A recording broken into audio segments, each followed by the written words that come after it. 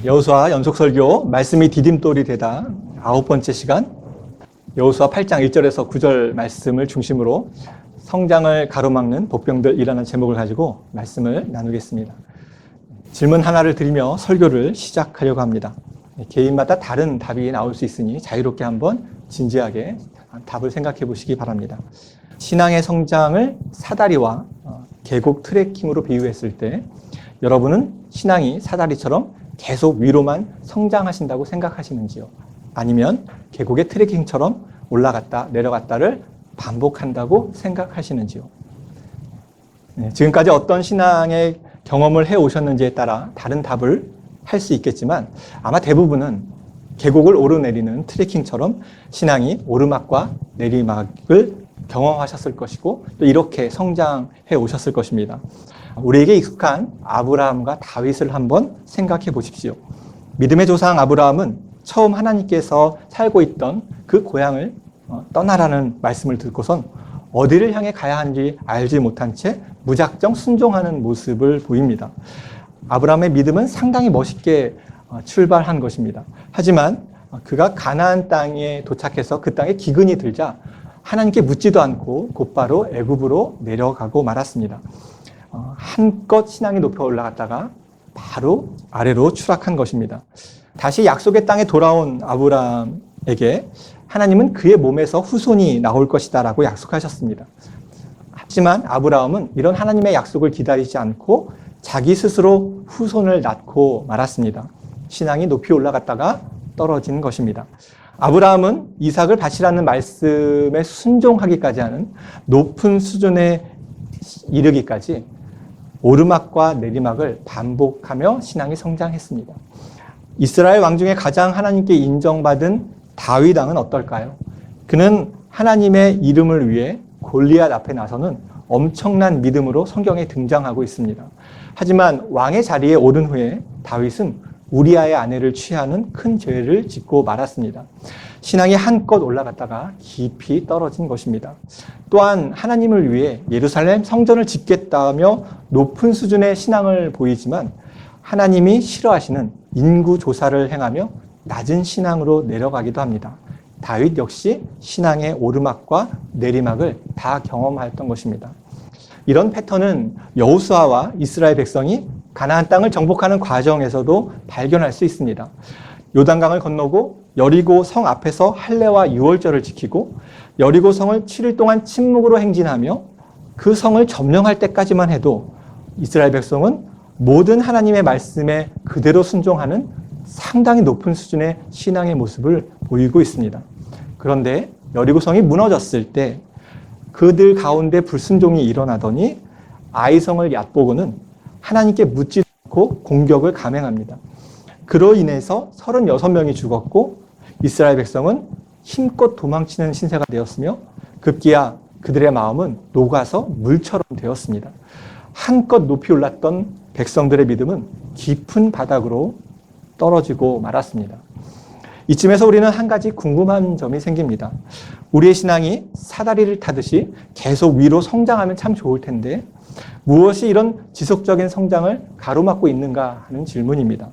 과연 우리가 계속해서 성장하지 못하게 만드는 우리 안에 숨어져 있는 걸림돌, 방해물, 복병은 무엇일까요?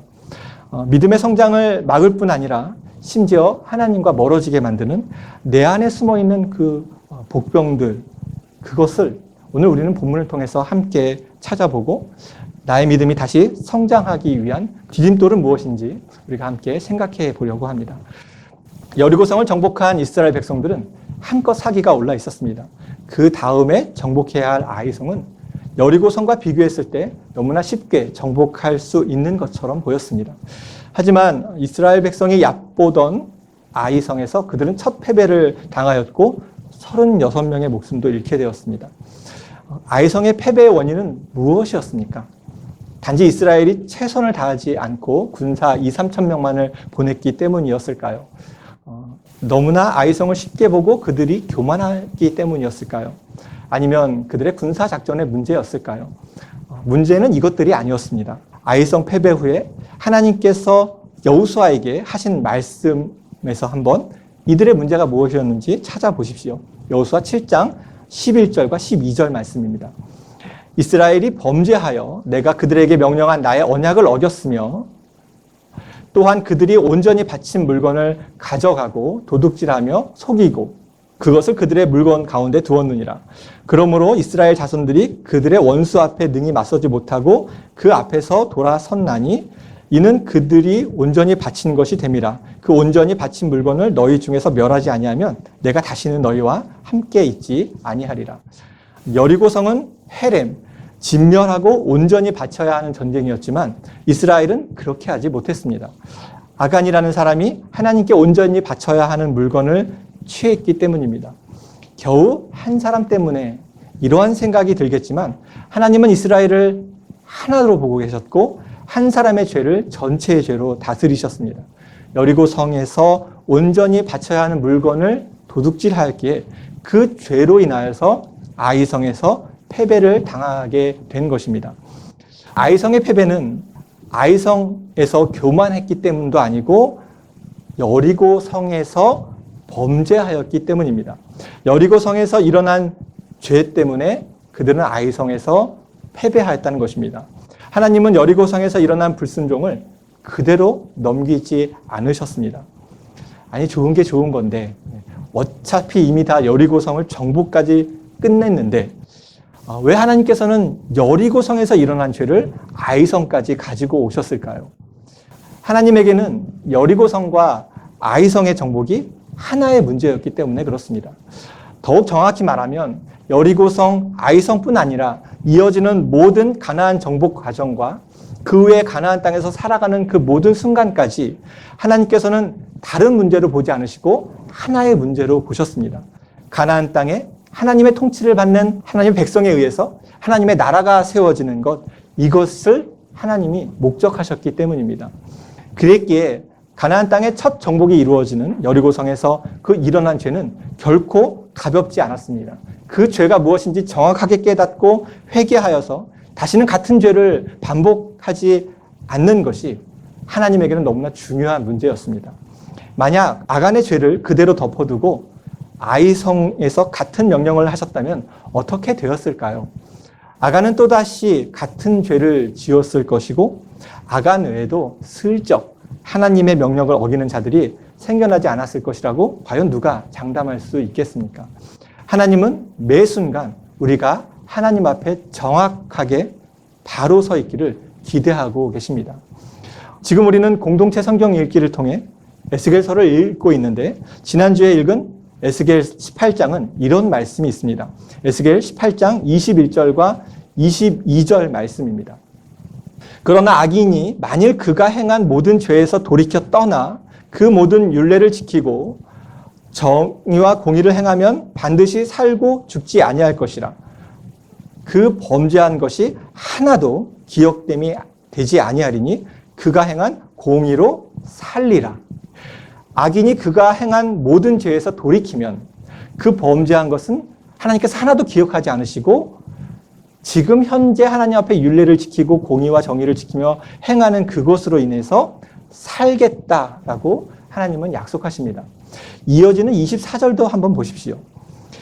만일 의인이 돌이켜 그 공의에서 떠나 범죄하고 악인이 행하는 모든 가증한 일대로 행하면 살겠느냐? 그가 행한 공의로운 일은 하나도 기억됨이 되지 아니하리니 그가 그 범한 허물과 그 지은 죄로 죽으리라.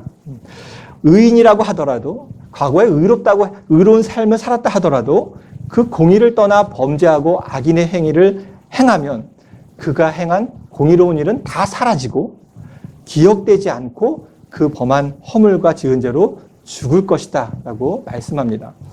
어제의 신앙은 어제의 신앙일 뿐 오늘 내가 하나님 앞에 어떻게 서 있느냐가 하나님은 너무나 중요하시다라는 것입니다. 그렇다면 이 말씀을 통해 발견할 수 있는 나의 신앙 성장을 가로막고 있는 내 안에 숨은 걸림돌, 그 복병은 무엇일까요? 그것은 어제의 신앙에 사로잡혀 있는 마음입니다. 어제의 화려한 신앙이 오늘 나의 신앙이 올바르다는 것을 증명하는 것도 아니고 어제의 죄악이 오늘 나의 믿음을 규정하는 것도 아닙니다. 아무리 화려한 어제의 신앙을 가졌거나 혹은 아무리 어두운 죄를 가졌다 하더라도 하나님은 오늘 내가 하나님 앞에 어떠한 모습으로 서 있느냐를 그 무엇보다 중요하게 여기고 계신다는 것입니다. 어제의 신앙으로 사는 것이 아니라 오늘의 신앙으로 살아가는 것, 이것이야말로 우리가 업앤다운하는 신앙에서 벗어나 꾸준히 성장하는 믿음을 가질 수 있는 귀한 방법입니다. 아이성 패배 후 이스라엘 백성은 마음이 물처럼 녹았습니다. 하나님은 그 패배의 원인이 아간의 죄 때문임을 말씀하셨고 백성들은 아굴 골짜기를 만들며 자신들 안에 있던 그 죄를 끊어냈습니다. 하나님께서 원하시는 모습을 그 백성들은 회복한 것입니다. 그러자 하나님은 이스라엘 백성에게 다시 말씀하셨습니다. 여호수아 8장 1절 말씀입니다. 여호와께서 여호수아에게 이르시되 두려워하지 말라, 놀라지 말라, 군사를 다 거느리고 일어나 아이로 올라가라.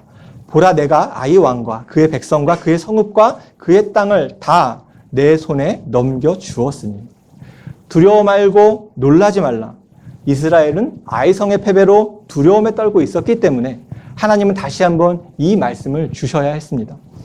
사실 이스라엘이 아이성의 패배로 인해서 이렇게 마음이 높고 두려워하고 있다는 것은 조금 이상한 일입니다. 왜냐하면 그들이 모든 군사를 총동원해서 싸운 것도 아니고 정탐꾼의 보고를 듣고 극히 일부의 군사만을 보냈기 때문입니다.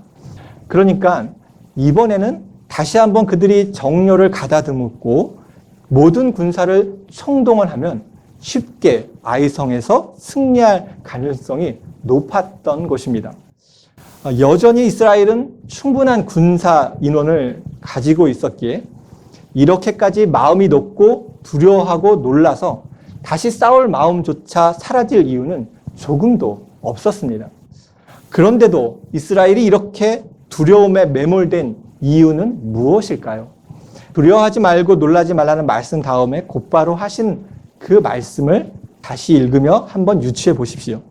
여호와께서 여호수아에게 이르시되 두려워하지 말라, 놀라지 말라, 군사를 다 거느리고 일어나 아이로 올라가라.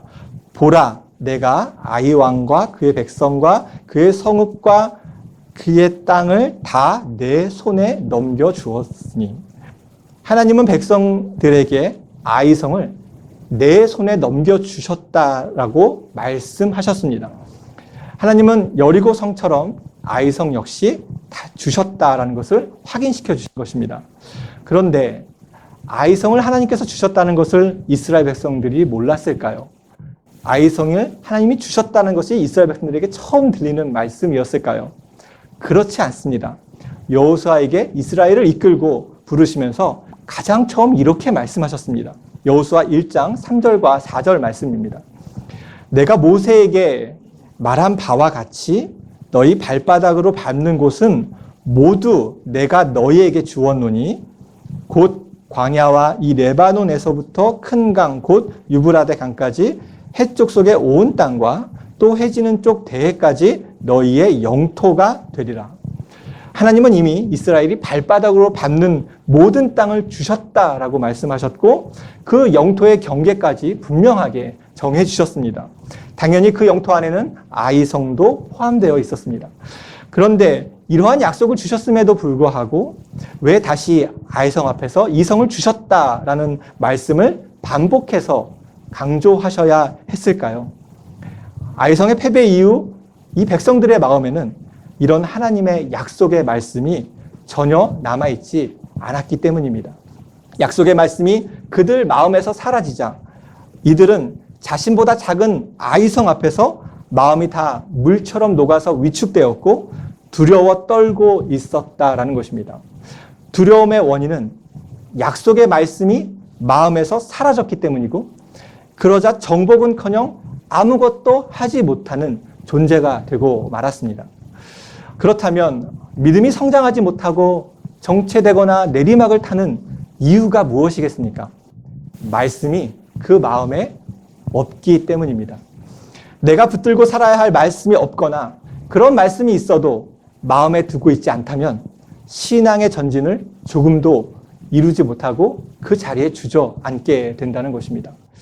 아마 이쯤에서 이러한 질문을 하고 계실 분이 계실지도 모르겠습니다. 하나님께서는 나에게는 붙들고 살아야 할 말씀을 주시지 않았는데요. 이러한 질문입니다. 왜 나에게는 그 말씀을 주시지 않으셨을까요? 거의 대부분은 말씀을 읽지 않았기 때문입니다. 내 마음에 두어야 할 말씀을 기대한다면 우리는 반드시 말씀을 읽어야 합니다. 물론 우리에게 너무나 필요하고 급한 말씀은 특별한 사건을 통해 주실 때도 있지만 그런 일은 말 그대로 특별한 경우에만 일어나는 것입니다. 대부분의 경우 우리가 말씀을 꾸준히 기도하며 읽을 때 내 가슴에 훅 하고 들어오는 하나님의 말씀을 경험할 수가 있습니다. 말씀을 시간 내어 읽지 않은 채 나에게는 말씀을 주시지 않는다고 불평할 수는 없다는 것입니다. 성경이 너무 어렵다고 느끼신다면 새번역 성경을 읽어보시거나 이해하기 쉬운 어린이 성경부터 시작하시면 됩니다. 요점은 성경을 읽어야 나에게 주시는 말씀, 내 삶에 붙들고 살아가야 할 하나님의 말씀을 발견할 수 있다는 것입니다. 우리의 신앙은 말씀 위에 서 있어야 하기에 말씀에서 벗어난 신앙, 말씀과 관계없는 신앙은 매우 위험한 것입니다. 말씀을 읽지 않고 기도만 열심히 한다고 해서 절대 좋은 신앙이 될 수는 없습니다. 말씀을 모른 채 기도만 한다면 과연 그 기도는 하나님께서 원하시는 기도가 될 수 있겠습니까? 말씀과 관계없는 기도만 계속 드리고 있을 것입니다. 말씀과 관계없는 기도는 그냥 기도의 대상만 하나님일 뿐 천지신명이나 부처에게 드리는 기도와 조금도 다를 바가 없습니다. 우리의 신앙이 말씀 위에 세워져 있지 않으면 우리는 기도조차 하나님이 원하시는 대로 할 수 없으며 우리의 신앙은 조금도 성장할 수 없게 될 것이고 어쩌면 계속 깊은 골짜기에 머물고 있게 될 것입니다. 말씀을 읽으셔야 합니다. 계속해서 꾸준히 우리 가운데 말씀을 읽으며 내 삶에 붙들고 살아야 할 말씀을 기대하고 기도하고 하나님께 요구하셔야 합니다. 그 말씀이 우리 가운데 들어왔을 때 1년이든 10년이든 그 말씀 붙잡고 하나님 내가 이 말씀 이루어지는 것을 경험해야겠습니다. 그렇게 그 말씀 붙잡고 살아갈 때 하나님이 이루어주신 그 말씀을 경험하면 우리는 그때 우리의 신앙이 성장하게 되는 것입니다. 아이성 앞에서 이스라엘 백성은 하나님의 약속의 말씀을 잊고 있었습니다. 그런 그들에게 하나님은 다시 한번 그 성을 주셨다라는 약속을 하셔야 했습니다. 거기에 더하여 하나님은 아이성 점령을 위해서 이렇게 말씀하십니다. 오늘 본문 8장 2절 말씀입니다. 너는 여리고와 그 왕에게 행한 것 같이 아이와 그 왕에게 행하되 오직 거기서 탈취한 물건과 가축은 스스로 가지라. 너는 아이성 뒤에 복병을 둘지니라 하시니. 하나님은 여리고성을 진멸했듯이 아이성도 진멸하라고 명령하십니다. 하지만 여리고성과는 다르게 한 가지 다른 명령을 내리고 계십니다. 무엇이 다를까요? 오직 거기서 탈취한 물건과 가축은 스스로 가지라는 명령입니다. 성 안의 모든 물건과 가축을 온전히 바쳐야 했던 여리고 성과는 달리 아이성에서는 물건과 가축을 백성들이 마음껏 가질 수가 있었습니다. 드디어 전림품을 백성들이 취할 수 있게 된 것입니다. 하나님께서 마음이 들쑥날쑥 하시는 분이셔서 어떤 때는 다 바치라고 하시고 어떤 때는 스스로 가지라고 말씀하시는 것일까요? 그것은 아닙니다. 여리고는 첫 전쟁인 만큼 이 전쟁은 여호와의 전쟁이라는 것을 상징하며 처음 것을 온전히 바치라고 명령하신 것이고 두 번째부터는 그럴 필요가 없게 되었기에 이제부터는 너희가 스스로 마음껏 취하라고 말씀하신 것입니다. 하나님께서 순간적으로 이랬다가 저랬다가 하신 것이 아니라 모든 것을 다 알고 계시는 또 지켜보시는 하나님께서 그 계획 아래에서 다른 명령을 하고 계신 것입니다. 이처럼 하나님은 항상 동일한 방식으로 일하시는 분이 아니십니다. 상황과 여건을 고려해서 다양한 방법으로 우리를 이끌고 계시고 여러 가지 다른 은혜와 섭리로 우리와 함께 하시는 분이십니다. 만약 여리고성에서 하나님의 말씀을 어기고 그 물건을 취했던 아간이 이런 하나님을 알았더라면 어떻게 되었을까요? 그는 죄를 짓지 않았을 것이고 그의 온 가족이 죽음을 당하지도 않았을 것입니다. 그는 다양한 방법으로 일하시고 여러 가지 은혜와 섭리로 함께 하시는 하나님에 대해서 알지 못했기 때문에 여리고성에서 죄를 짓게 된 것입니다. 그렇다면 우리는 어떻습니까? 우리는 내 삶의 상황과 여건에 따라 다양하게 말씀하시고 이전과는 다르게 인도하시는 하나님을 인정하고 있으십니까? 내가 힘들고 지쳐서 아무것도 할 수 없을 때에는 위로와 격려를 주시는 하나님이시고, 내가 교만해져서 하나님보다 앞서가려 할 때는 경고와 채찍을 주시는 하나님이시며, 주저앉아 있을 때에도 일어서라고 손을 잡아주시는 분이 하나님이십니다. 우리가 시시때때마다 인생의 다른 얼굴을 마주하듯이 그때마다 하나님은 나에게 다른 말씀을 주시며 나를 하나님이 원하시는 자리로 계속해서 이끌어 가시는 분이십니다. 한 개인의 인생에도 이렇다면 우리 각 개인마다 하나님의 인도하심과 섭리하심은 다양하고 다 다를 것입니다. 그래서 우리는 이런 하나님을 향해서 전능하시다, 하나님은 전능하신 분이시다라고 인정할 수밖에 없는 것이지요. 예전에 우리 교회 예배당이 1층에 있을 때 의자와 앞 강단의 위치를 바꾼 적이 있습니다. 문제가 하나 있었는데 십자가를 바뀐 강단 쪽에 놓을 수가 없게 된 것이었습니다. 그래서 그냥 예배당 뒤쪽에 십자가를 놓게 되었는데, 이런 걱정 어린 이야기를 듣게 되었습니다. 아주 예전에 예배당 뒤쪽 벽에 십자가가 있었는데 교회를 방문하신 어떤 분이 이 교회는 왜 십자가가 뒤에 있어? 이단 아니야? 이렇게 말씀하시고 떠나셨다는 것입니다. 십자가가 성도님들이 앉아있는 가장 뒷편에 걸려 있으면 예배당이 아닌 것입니까?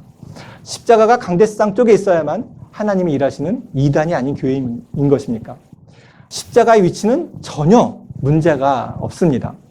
자신의 생각이 옳다고 주장하고 멀쩡한 교회를 이단으로 만든 그 개인의 시선이 문제인 것입니다. 이런 일들이 우리 안에는 일어나고 있지 않을까요? 타인의 신앙에 대해서 자신의 신앙을 기준 삼아서 이렇게 저렇게 판단하거나 잘잘못을 가리기까지 하는 것은 나의 짧은 경험과 신앙의 판단으로 다양하게 일하시는 하나님을 무시하는 위험한 태도입니다. 여리고 성에서 다 바치라고 말씀하신 분이 아이성에서는 마음껏 취하라고 하셨듯이, 하나님은 우리 각자의 상황과 형편에 따라 다양한 방법으로 일하실 수 있는 분이십니다. 타인의 신앙에 대해서 내 기준을 바탕으로 함부로 정죄하거나 판단하거나 말하는 것은 분명히 잘못된 것이고, 이것은 하나님의 전능하심보다 자신의 경험을 높이 두는 교만한 죄임을 우리는 분명히 기억하고 있어야 하겠습니다. 이런 태도야말로 우리의 신앙이 성장하지 못하는 분명한 이유가 됩니다. 타인의 신앙에 대해 이러쿵저러쿵 판단하고 말할 만큼 내 신앙의 기준이 되고 내 경험만 중요하다면 그 굳어진 마음에 새로운 하나님의 말씀과 섭리와 은혜가 쉽게 임할 수는 없지 않겠습니까? 내 안에 고착된 신앙을 가지고 있는 것은 그 누구가 아니라 자기 자신의 신앙 성장을 막을 뿐 아니라 아침마다 새롭고 늘 새로운 하나님을 누리지 못하는 안타까운 신앙의 모습임을 기억하시기 바랍니다. 2절에서 흥미로운 것은 하나님께서 아이성을 주셨다라고 말씀하시면서 그 전투의 전술을 매우 구체적으로 가르쳐 주셨다는 것입니다. 어떤 전술입니까? 2절 마지막에 기록되어 있습니다. 복병하라입니다. 복병하라는 전술을 구체적으로 가르쳐 주고 계십니다. 복병이 무엇입니까?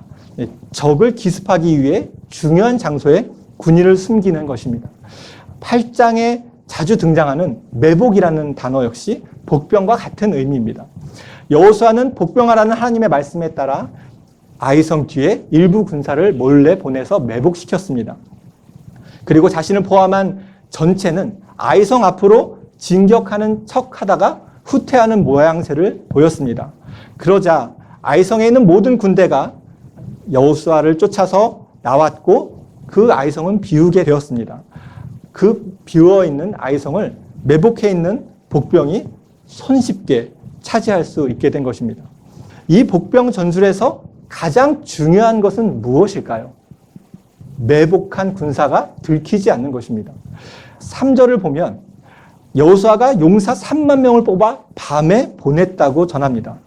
3만 명이나 되는 그 많은 인원이 밤새도록 들키지 않고 매복해 있어야만 이 복병 전술은 성공할 수 있었습니다. 그들이 춥다고 불을 피워서 몸을 녹여서도 안 되었고, 배고프다고 사냥을 하며 시끄러운 소리를 내서도 안 되었습니다. 아무도 없는 듯, 아무런 소리를 내지 않고 들키지 않게 하룻밤을 땅에 매복해 있어야만 이 전술은 승리할 수 있었습니다. 이들은 여호수아의 사인이 있을 때까지 조금의 움직임도 없이 기다려야 했습니다. 나 하나쯤은 괜찮겠지 라고 생각하고 움직였다가 들키면 전체 전술이 다 틀어질 뿐 아니라 더 중요한 것은 하나님의 전쟁이 잘못될 수도 있는 상황이었습니다. 복병들은 매우 중요한 임무인 동시에 아이성 함락의 중요한 키였던 것입니다. 결과는 어떻게 되었을까요? 8장의 전체를 읽어보면 이 복병들은 그들의 임무를 100% 수행하였고 백성들의 마음을 물처럼 녹게 만들었던 아이성을 마침내 정복하게 되었습니다.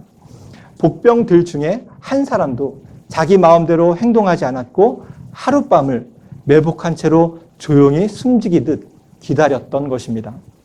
조용히 하나님의 때와 방법을 기다리는 것. 이것이야말로 신앙인으로서 우리가 가장 가져야 할 모습이고 우리의 신앙 성장을 이루어가기 위해서 가장 무엇보다 회복해야 할 모습이 아닐까 싶습니다. 우리의 조급함은 너무나 많아서 빨리빨리 신앙의 결과를 보려고 합니다. 오늘 기도하고 내일 응답받기를 원하고 믿음이 눈에 띄게 쑥쑥 자라기를 원하곤 합니다. 내 마음에 말씀이 있어야 해.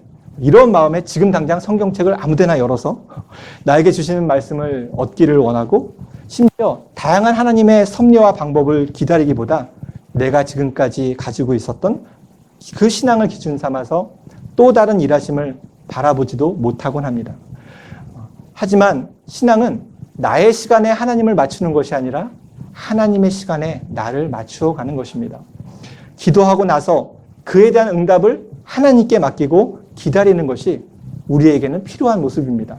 내가 붙들고 살아야 할 말씀을 기대한다면 제비 뽑기 하듯 성경을 확 펼쳐서 눈에 띄는 말씀을 찾는 것이 아니라 오늘부터 꾸준히 하나님께서 내 마음에 말씀을 주실 때까지 꾸준히 계속해서 성경을 읽어가는 것입니다.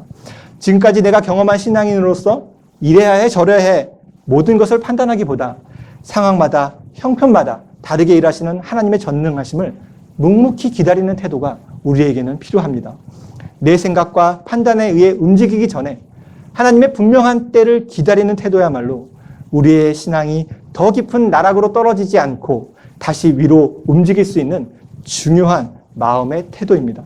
그때라야 우리는 아이성을 점령하듯 우리 앞에 가로막고 있는 신앙의 걸림돌을 정복할 수 있게 될 것입니다. 우리에게는 아직 성장해야 할 믿음의 분량이 남아 있습니다. 나 정도면 됐지. 나만큼만 해. 이러한 생각이 있다면 이 마음이야말로 내가 아직 충분히 성장하지 못했다는 증거입니다. 우리가 아직 하나님의 통치 아래 온전히 들어가 있지 않다면 나의 마음과 나의 가정과 내 삶에 하나님의 나라가 온전히 세워져 있지 않다면 그것은 나에게 아직 성장해야 할 믿음의 분량이 남아있다는 증거입니다. 이런 성장을 가로막고 있는 복병이 내 밖에 있지 않습니다. 내 안에 매복되어 있는 신앙의 걸림돌을 우리가 찾아내고 그것을 제거하지 않으면 우리의 믿음은 늘 제자리에 맴돌거나 오히려 후퇴하고 말 것입니다. 내 안에 숨어있는 신앙 성장의 복병들을 없애지 않으면 우리는 겉으로는 괜찮아 보이고 화려해 보인다 해도 실상은 하나님과 조금씩 멀어지고 있을 뿐입니다. 오늘 우리 모두는 어제의 신앙으로 살아가지 않고 오늘의 은혜를 누리기를 축원합니다. 오늘 우리 모두는 내 감정과 생각이 아닌 말씀을 삶의 근간으로 삼기를 소망합니다. 고착된 신앙을 고집하지 않고 다양하게 일하시는 전능하신 하나님을 바라보며 무엇보다 하나님의 때를 기다리는 그 믿음이 우리에게 있기를 기도합니다. 그렇게 함으로써 과거보다 조금 더 하나님과 가까워지고 어제보다 조금 더 예수님을 닮고 십자가와 가까워지는 그 믿음의 성장이 우리 모두에게 일어나기를 주님의 이름으로 축원합니다.